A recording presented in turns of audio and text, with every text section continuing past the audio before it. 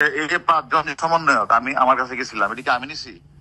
ভাই কিন্তু সমন্বয়ককে দিচ্ছে একটা কথা অন্যরা। কই, সবাই বলতেছে যে এটা আমনি আমনি আজকে দেশের পরিস্থিতির জন্য আমনি দেয়, এটা জানেন?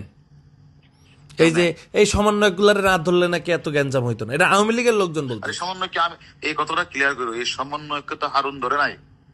সমন্বয়কে ঊর্ধ্বতন কর্তৃপক্ষ নির্দেশে হারুনের কাছে হস্তান্তর করা হয়েছে, এটা তুমি লেখো ভিডিও এতে। এটা এটা 5 জন সবাই সমন্বয়ককে বলতেছে যে তুমি আমনার দলের জন্য এই রুজিনা দেশের অবস্থা দেয়। হ্যাঁ, আমি কি করলাম? ওই যে আমনার জন্য এই দেশে আজকে সমন্বয়করা এই যে আমি না ধরলে এগুলা করতো না, তাই বলতেছে। আরে গাদা, এই সমন্বয়ককে তো আমি ধরার সমন্বয়ককে আমি ধরলাম।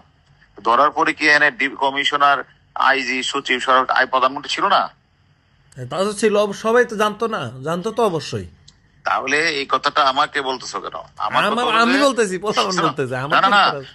তুমি গ্যারান্টি লিখে দিও এই সমন্বয়ককে, মানে স্বরাষ্ট্রমন্ত্রী, লেখা এগুলি স্বরাষ্ট্রমন্ত্রী, সচিব, আইজি, এসবির চিফ সহ অন্যান্যরা, হুম। এবার লিখে দিও অন্যান্যরা সম্মিলিত সিদ্ধান্ত ক্রমে তাদেরকে ডিবির কাছে হস্তান্তর করা হয়েছে সেফটির জন্য। শোনো, আমি হারুন যদি একবার চট দিতাম তো ডিবির হারুন আমাদেরকে পিটাইছে করতো।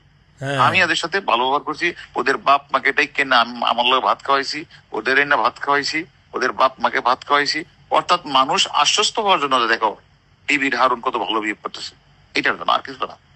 আমার উদ্দেশ্য তো এটা ছিল, যে আদেশটা দিছে আদেশটা পালন করছে। এবং কখনো কি 5 জন একবার বলছে বলো যে না, যে হারুন গায়ে হাত দিছে মানে এটা বলেনি। মারছে, এই করে যাচ্ছে? কখনো কি নুরু বলছে হারুন মারছে? না, এটা প্রশ্নই আসে না, তুমি তো আমার চিনো। হ্যাঁ, কয় কি যে হ্যাঁ আমার টাকা মারছে, আমি এখন এটা লই হেরে আমি এখন ধরমু। আমি যে আপনি ধরেন যান, অসুবিধা নেই। টাকা আমি কি তার দাল্লা বাবা দেখা হয়েছে? আমি কইছি আপনি ধরেন পারলে যান। টাকা টাকা নিলে তো তোমার তোমার যদি দিয়ে তাই এগুলো তোমার কাছে দিছে, তাই না? হ্যাঁ, আমার বালের লোক তাই হয়েছে আমার আল্লাহ বেটা। আমার কাছে দিছে, আমি তো নিয়ে আপনার দিছি। সেটা তো অন্য বিষয়ের কথা, ওর লোক আমার কোনো কথা হয়েছে? না, ওর সাথে কথা শোনো, হয়নি। একটা কথা মনে রাখো, আমি তো বাংলাদেশি আছি, তাই না? সেদিন গোলাম মোল্লা রনি বলছে না যে হারুনের বাপের ক্ষমতা আছে এই 5টা ছেলেকে নিয়ে আসা। তোমার প্রতি আমার বিনীত অনুরোধ, তুমি তো অনেক জায়গায় কথা বলো, হুম। যে কথাগুলি হইলে এগুলি বললো, একটু পয়েন্ট দিও ঠিক আছে, পারলে, ঠিক আছে? আচ্ছা ভাই।